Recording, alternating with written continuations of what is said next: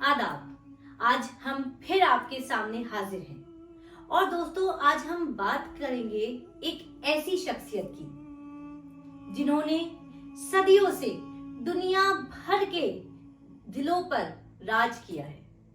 रूमी, जिनका असल नाम जलालुद्दीन मोहम्मद बल्खी। रूमी 13th सेंचुरी के एक मशहूर शायर, आलिम या रिलीजियस स्कॉलर, फिलोसोफर और जूरिस्ट थे। रूमी की शायरी में लव, स्पिरिचुअलिटी और इंसानी नफ्स की गहराइयों का जिक्र नुमाया है। रूमी कहते हैं कि love is the bridge between you and everything. Without love the world is meaningless. उनकी मसनवी मानवी सूफी अदब का एक शाहकार है। रूमी की पोएट्री की खुसूसियात या स्पेशलिटी उनकी यूनिवर्सलिटी, जो रिलीजियस, एथनिक और टाइम की बाउंड्री से बिल्कुल अलग होकर इंसान के दिल को छूती है। रूमी कहते हैं कि वेदर इन द मॉस्क और the temple, God is everywhere. Look inside the mirror of your heart and there you will find him. Rumi के अशार आज भी दुनिया में इंटरनल पीस और विजडम का एक जरिया है। आज मेरे साथ यहाँ मौजूद हैं गुलजार वानी साहब, मेरे पार्टनर, जो रूमी और सूफिज्म से बेहद मुतासिर हैं और खुद भी सूफियाना शायरी लिखते हैं। गुलजार साहब, खुश आमदीद। मैं यहाँ आपसे ये जानना चाहूंगी गुलजार साहब कि आज के दौर में जहाँ सोशल मीडिया बहुत रेलेवेंट है, तो रूमी जैसे शायर इस सोशल मीडिया के दौर में उनका क्या रेलेवेंस है? प्रिया नगमा, आपने बहुत ही इम्पोर्टेंट सवाल किया है, क्योंकि रूमी की जब बात होती है तो मैं अक्सर देखता हूँ कि रूमी को लोग सोशल मीडिया से जानने लगे हैं। रूमी की कोटेशंस फेसबुक पे, व्हाट्सएप पे घूमती रहती हैं और मल्टीपल आप किसी भी पहलू, जिंदगी के किसी भी पहलू की बात करें तो रूमी की कोटेशन वहाँ दिखती है। तो सवाल आपका बिल्कुल वजह है कि रूमी आज के दौर के और आज के नौजवानों में और आज के यूथ में क्यों इतने मशहूर है। तो मेरा ये कहना है कि रूमी क्योंकि एक ऐसे शायर हैं जो हमें अंदर देखने की तरकीब देते हैं। वो कहते हैं कि लुक विद इन। और आज का यूथ सोशल मीडिया की खास तौर पर इस दौर में आज का यूथ जो है इंटरनल कॉन्फ्लिक्ट्स के साथ अपने आप से जूझ रहा है, तो उस पर्टिकुलर कॉन्टेक्स्ट में रूमी बहुत इंपॉर्टेंट हो जाता है। लेकिन ये हकीकत भी है जो मैं यहाँ पर क्लैरिफाई करना चाहूंगा कि अक्सर लोग रूमी को मोहब्बत और रोमांस के शायर के तौर पर देखते हैं। जी बिल्कुल, जो एक बहुत बड़ी गलतफहमी है। जो रोमांस और मोहब्बत का जो असल मरकज है रूमी के यहाँ, वो रूहानी इश्क है। अच्छा, वो जो इश्क का कंसेप्ट जो रूमी के यहाँ है वो रूहानी इश्क है, जो इंसान को खुदा की कुर्बत की तरफ ले जाता है। और उनकी शायरी को समझने के लिए गहराई से जाना जरूरी है। चंद इक्तिबास, आपने कुछ टॉपिक्स पढ़ लिए या कुछ कोट्स पढ़ लिए, मुझे लगता है कि ये रूमी के साथ ज्यादा नाइंसाफी हो जाती है। बिल्कुल बिल्कुल ठीक कहा आपने गुलजार साहब। आप मुझे ये भी बताएं कि मैंने कई बार आपको एक रूमी के ऊपर एक लिखी हुई बुक द एसेंशियल रूमी पढ़ते हुए देखा है। आप मुझे बताएं कि उसमें क्या है, उस बुक का इतनी इम्पोर्टेंस क्यों है? देखिए, रूमी की जो किताब एसेंशियल रूमी है, मेरे पास है भी अभी, यहाँ पर आप देख सकते हैं। ये एक ऐसी किताब है जो पूरी दुनिया में मशहूर है। और इसकी खास बात ये है कि रूमी के जो मसनवी है, जो पर्शियन में लिखी गई है, उसको इंग्लिश में जो उसकी सिलेक्टेड वर्सेस हैं उनको ट्रांसलेट किया गया है और इंग्लिश ऑडियंस के लिए खास तौर से लिखी गई है। मतलब हम सब इसे आराम से पढ़ सकते हैं और समझ सकते हैं। जी बिल्कुल। और उसके अलावा खास बात यह है कि क्योंकि रूमी की जो मसनवी है वो पर्शियन में लिखी गई है और हमारे यहाँ पर अब मैं पर्शियन जुबान से मैं वाकिफ नहीं हूँ, और उर्दू में जो उनकी मसनवी की जो ट्रांसलेशंस हैं वो बहुत तवील है, बहुत बड़ी है, उनको पढ़ना बड़ा मुश्किल है। तो इंट्रोडक्शन के लिए मैंने जब इंटरनेट पे सर्च किया और देखा तो मुझे ये किताब वहाँ मिली कि this is one of the important books, और मैंने इसको पढ़ना शुरू किया and I really found it. Yes, मतलब हमारे बाकी जो लोग हमें देख रहे हैं उनके लिए भी ये है कि अगर आपको रूमी को समझना है और स्टार्ट से समझना है थोड़ा बेसिक तरीके से, तो आप इस बुक को पढ़ सकते हैं और आपको, मुझे लगता है, काफी तरीके से रूमी के बारे में, उनकी पोइट्री को आपको समझ आएगी। जी बिल्कुल। इस बुक के बारे में आगे मैं बताता चलूँ कि इस किताब के जो ऑथर हैं कोलमैन बाक्स, उन्होंने बहुत खूबसूरती के साथ मौलाना रूमी के कलाम को, उनके सिलेक्टेड वर्सेस को कलेक्ट किया है और मल्टीपल सब्जेक्ट्स, मल्टीपल टॉपिक्स को उन्होंने उनका इंतखाब किया है और ये किताब मुख्तलिफ मौज़ूआत में तकसीम है और हर मौजू में रूमी की शायरी और उनकी अक़वाल उनमें शामिल है। मैं यहाँ पर चंद अहम इक़्तिसाबात इस किताब से ही है जो मैं आपको पेश करूँगा और उससे मैं एक वन वर्स और मे बी उसके बारे में आपको बताऊंगा ताकि आप फर्दर आपको समझ आ जाए कि रूमी का जो एक्चुअल कंसेप्ट है, उनका जो मेजर थीम है वो क्या है। मेजर एक थीम जो रूमी की किताब में है वो है मोहब्बत और रूहानियत, दैट इज लव एंड जैसे आपने पहले भी बोला लव एंड स्पिरिचुअलिटी। तो उसमें एक जगह रूमी कहते हैं कि what you seek is seeking you, ये हम सब ने हमेशा कोट करते हैं हर चीज में।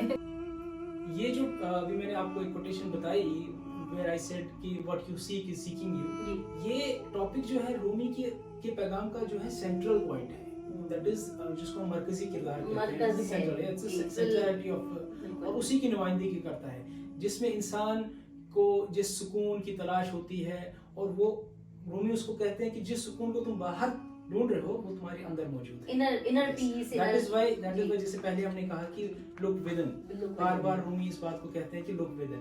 तो ये जो कोटेशन है ये उस पर्टिकुलर चीज की तरफ इशारा करती है जी। कुछ और कोटेशंस में रूमी की यहाँ पर आपको बताता चलो। रूमी कहते हैं कि close your eyes, fall in love, stay there. इसका मतलब क्या है? इसका मतलब ये है कि मोहब्बत और खुदा के साथ ताल्लुक को यहाँ रूमी बयान करते हैं। मोहब्बत और खुदा का जो ताल्लुक होना चाहिए उसको बयान कर रहे हैं। आगे एक और जगह रूमी लिखते हैं कि don't grieve, anything you lose comes round in another form. Yes, ये आज के जो हमारे जो चैलेंजेस हैं लाइफ के, उसके लिए बहुत ही इम्पोर्टेंट मैसेज है कि जो है हम जहाँ पर हम तब्दीली होती है हमारी लाइफ में या हमें कोई नुकसान होता है तो हम बड़ी जल्दी परेशान हो जाते हैं। तो रूमी कहते हैं कि don't grieve, you should not grieve on these things because जो आप अभी लूज कर रहे हैं maybe it will come back better form, in a better form. And एक और जगह रूमी कहते हैं कि try not to resist the changes that comes your way, instead let life live through you. Let life live through you, that's a big message.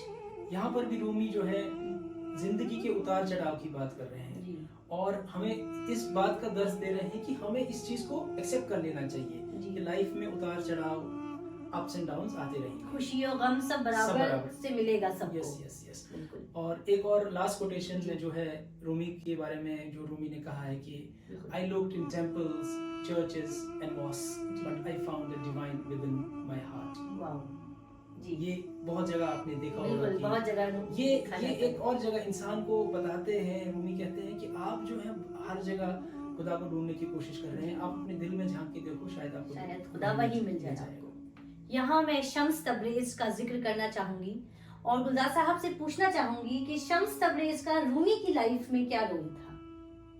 बहुत ही important और ये ऐसा क्वेश्चन है जो हर रूमी पढ़ने वाला और रूमी को समझने वाला फैन क्लब जिसे हम कहते हैं उसमें हर जगह ये डिस्कस होता है।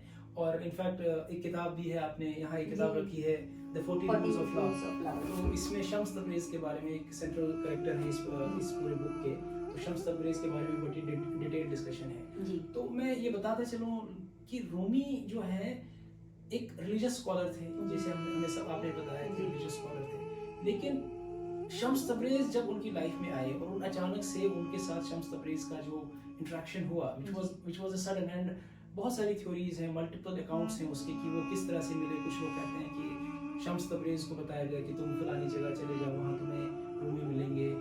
कुछ लोग कहते हैं अचानक से रूमी अपने फॉलोअर्स के साथ जा रहे थे रास्ते में। So multiple accounts are there, उनकी बात मैं यहाँ नहीं करूँगा, लेकिन मैं ये जरूर बताऊंगा कि रूमी जो है उनके मुर्शिद थे। शम्स तबरेज रूमी के मुर्शिद थे, उनके दोस्त थे और उनके स्पिरिचुअल रहनुमा भी थे।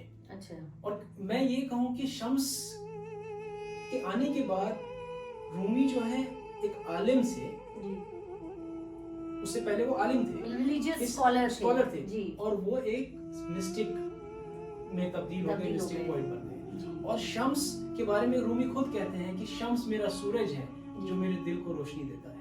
शम्स जो वर्ड ही है अपने आप में उसका मतलब सूरज है, लेकिन उनको उनके नाम से जोड़कर रूमी ने खुद कहा है। और रूमी ने जो उनकी अपनी मशहूर किताब है दीवान शम्स तबरेज, आप देख सकते हैं कि उन्होंने जो अपनी किताब लिखी उसको भी उन्होंने शम्स के नाम पे लिखा, और उन्होंने अपना नाम दीवान रूमी नहीं दिया बल्कि दीवान शम्स तबरेज दिया। आप इससे उनके दिल में कितनी अकीदत और कितनी मोहब्बत थी शम्स तबरेज के लिए वो पता चलती है। और शम्स तबरेज ने रूमी को क्या सिखाया? रूमी, कई अकाउंट्स ऐसे भी हैं कि रूमी क्योंकि एक लर्नड स्कॉलर थे और बहुत किताबें पढ़ी थी, तो रूमी जो है उन किताबों से ही सारा उनका इल्म आया था उससे पहले। लेकिन शम्स तबरेज ने उनको ये दिखाया और सिखाया कि इल्म किताबों तक महदूद नहीं है, हमें उससे बाहर निकलना चाहिए। और इसका असल मकसद जो है इल्म का, इसका मकसद है कि हम कैसे खुदा के साथ जुड़े, कनेक्ट कर पाए, कैसे अपने आप को खुदा के साथ कनेक्ट करें। और ये तालीम रूमी ने इश्क हकीकी जिसको हम कहते हैं कि love with the God, love with the divine, वो रूमी के दिल डाल दी। यहाँ रूमी का नाम आते ही हम सबके माइंड में एक इमेज आती है व्हर्लिंग दरवेश की, जो आजकल सूफिज्म का एक सिंबल भी बन चुका है। मैं यहाँ गुलजार साहब से पूछना चाहूंगी कि रूमी से इसका क्या ताल्लुक है और ये कहाँ से शुरू हुआ? जी, आपने बहुत अच्छा सवाल पूछा। व्हर्लिंग दरवेश या गर्दिश करने वाले दरवेश, आपने देखा होगा जो उनके इमेज है, एक हाथ ऊपर होता है और एक हाथ नीचे होता है, so they get the blessings from the divine and spread to the world. तो उनको जो है व्हर्लिंग दरवेश एक सिंबल भी बन चुका है, जैसे आपने बताया है। ये रिवायत जो है मौलाना रूमी के टाइम से, ठीक है, मौलाना रूमी इस तरह का जो है डांस फॉर्म करते थे, और लेकिन इसको एक ऑर्डर की तरह, एक सिलसिले की तरह उनके बेटे ने बाद में शुरू किया, और आज भी ये पूरी दुनिया में मशहूर है। और आज हम जिस दिन की बात कर रहे हैं, आज हम रूमी का जो है बर्थडे सेलिब्रेट कर रहे हैं, तो टर्की में इसका पूरा एक फेस्टिवल होता है। लेकिन फिर मैं एक बात यहाँ अपने देखने वालों को, सुनने वालों को बताता चलूं कि ये जो चीज है इसको महज हम एक कल्चरल एंड डांस फॉर्म की तरह ना देखें, इसमें भी बहुत ज्यादा स्पिरिचुअलिज्म है और एक कनेक्ट है, और हर बंदा इसको कर सकता है। यस, तो ये आपका अंदर जब उस पर्टिकुलर स्टेज पे आप पहुंचते हैं, when you are basically getting connected with the God, with the divine, उस पर्टिकुलर फॉर्मेट को ये डिपिक्ट करता है। इसके बारे में रूमी कहते हैं कि रक्स करो उस वक्त तक जब तक तुम्हारा वजूद खत्म ना हो जाए और तुम खुदा के साथ मिल न जाओ। तो ये इस कॉन्टेक्स्ट में हमें देखना पड़ेगा इसको, not just that it is a dance form या एक कल्चरल फेस्टिवल की तरह हम इसको एंजॉय करते हैं। Beyond that. गुलजार साहब, हमें ये तो समझ में आया है कि रूमी को समझना बहुत मुश्किल है और उनके साथ हमें कनेक्ट करना पड़ेगा, बट ऐसे बहुत सी शख्सियत होंगी जिनको रूमी ने इंस्पायर किया हो, और उनकी क्या वजूहत रही, वो कैसे इंस्पायर हुए उनसे, वो आप हमें प्लीज बताएं। मौलाना रूमी जो है उनका, क्योंकि फलसफा जो है उनका है वो यूनिवर्सल है, उसका मैसेज जैसे आपने पहले शुरुआत beyond religion, beyond customs, yes, beyond traditions, बिल्कुल, बियॉन्ड जो ज्योग्राफिकल बाउंड्रीज है उसकी बियॉन्ड है। तो मैं चंद अशखास का नाम लूंगा जो रूमी से बेहद मुतासिर हुए हैं, और उन्होंने अपनी जिंदगी में उस इन्फ्लुएंस को यूज करते हुए और उनकी राइटिंग्स में, उनकी वर्क में वो रिफ्लेक्ट हो जाता है। तो इन इम्पोर्टेंट पर्सनालिटीज में जो इम्पोर्टेंट लोग जो जिनका मैं नाम लूंगा, उसमें सबसे पहला नाम अल्लामा इकबाल का है, जिन्होंने रूमी को अपना मुर्शिद माना है, और उनकी शायरी में जो खुदी का कंसेप्ट है ये बहुत हद तक रूमी से इन्फ्लुएंस्ड है। उसके अलावा Mahatma Gandhi, Mother Teresa, Barack Obama, Elon Musk, Madonna, बहुत सारे अनगिनत लोग हैं जो रूमी के मैसेज और इस रूमी की पोइट्री से खासतौर से जो है बहुत ज्यादा इन्फ्लुएंस्ड है। और इसकी वजह जो है वो सिंपल वही चीज है कि यूनिवर्सल मैसेज है, बियॉन्ड, और उनका जो लव का मैसेज है, ठीक है, वो मैसेज जो है love with the God and love with the divine, but वो जो मैसेज है, यूनिवर्सलिटी जो उनके मैसेज में है, वो बहुत ही ज्यादा इंपॉर्टेंट मैसेज। जिन लोगों का मैंने नाम लिया है, तो उसके पीछे क्या रीजन है कि ये लोग इतने इन्फ्लुएंस रहे हैं मौलाना रूमी से, तो उसकी खास वजह यही है कि यूनिवर्सल मैसेज है रूमी का, और वो जो मैसेज है वो किसी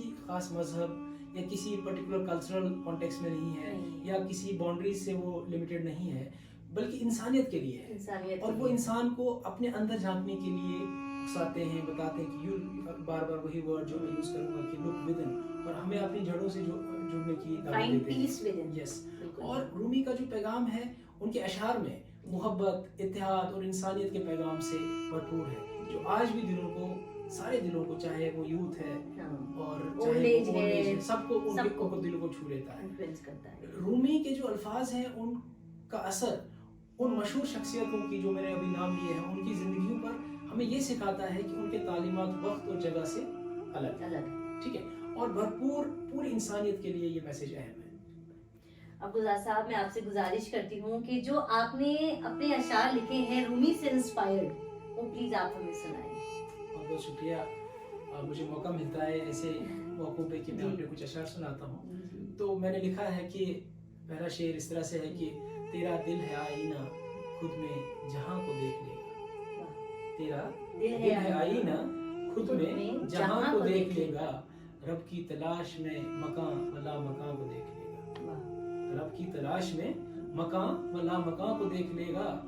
उसूल इश्क की जिस्तजू में हमेशा सफर में रहना। उसूल इश्क की जिस्तजू में हमेशा सफर में रहना। क्या खबर किस कदम पे उसके निशान को देख लेगा। क्या खबर किस कदम पे उसके निशान को देख लेगा। नजर हो हक तो हर जर्रे में उसका नूर मिले। नजर हो हक तो हर जर्रे में उसका नूर मिले। अपनी नजर खोल दे तू पिन्हा को देख लेगा। अपनी नजर खोल दे तू पिन्हा को देख लेगा। जमी पे मोहब्बत फैला नफरतों को मिटा देना। जमी पे मोहब्बत फैला नफरतों को मिटा देना। चश्म दिल से टूटते गुमा को देख लेगा। चश्म दिल से टूटते गुमा को देख लेगा। आखिरी शेर इस गजल का कि इश्क की शम्मा से रोशन कर अपने दिल को गुलजार। इश्क की शम्मा से रोशन कर अपने दिल को गुलजार। ये वो इश्क है जो मैं रूमी की बात कर रहा हूँ, खुदा से, love with the divine. Yes, इश्क की शम्मा से रोशन कर अपने दिल को गुलजार। दिल की रोशनी से फिर दो जहां को देख लेगा। दिल की रोशनी से फिर दो जहां को देख लेगा। बहुत बहुत शुक्रिया गुलजार साहब, आपने वाकई में रूमी से इंस्पायर्ड जो अपनी नज़्म सुनाई, जो अपने अशार सुनाए, बहुत अच्छे थे। और रूमी के बारे में कहने के लिए तो बहुत कुछ है, लेकिन इस मुख्तसर टाइम में उनके और शम्स तबरेज़ के मैं कुछ ट्रांसलेटेड सेइंग्स हैं जो मैं आपके सामने पेश करूंगी और उससे मैं इस सेशन को कंक्लूड करना चाहती हूँ। Rumi says, when you let go of who you are, you become who you might be. Second, don't be satisfied with stories, how things have gone with others. Unfold your own myths. I want to add one more saying of Shams Tabriz from the book The 40 Rules of Love. Shams Tabriz says, how we see God is a direct reflection of how we see ourselves. We don't see things as they are. We see them as we are. If God brings to mind mostly fear and blame, it means there is too much fear and blame welled inside us. If we see God as full of love and compassion, so are we. Here I would like to recommend you all to read these 3 books, The 40 Rules of Love, The Essential Rumi and Rumi's Secret. इसी के साथ मैं आप सबसे विदा लेती हूँ। फिर मिलेंगे कोई और शायर कुछ और बातों के साथ। तब तक के लिए आप सबसे अलविदा। बहुत बहुत खुश रहिए, क्योंकि जिंदगी है गुलजार। शुक्रिया।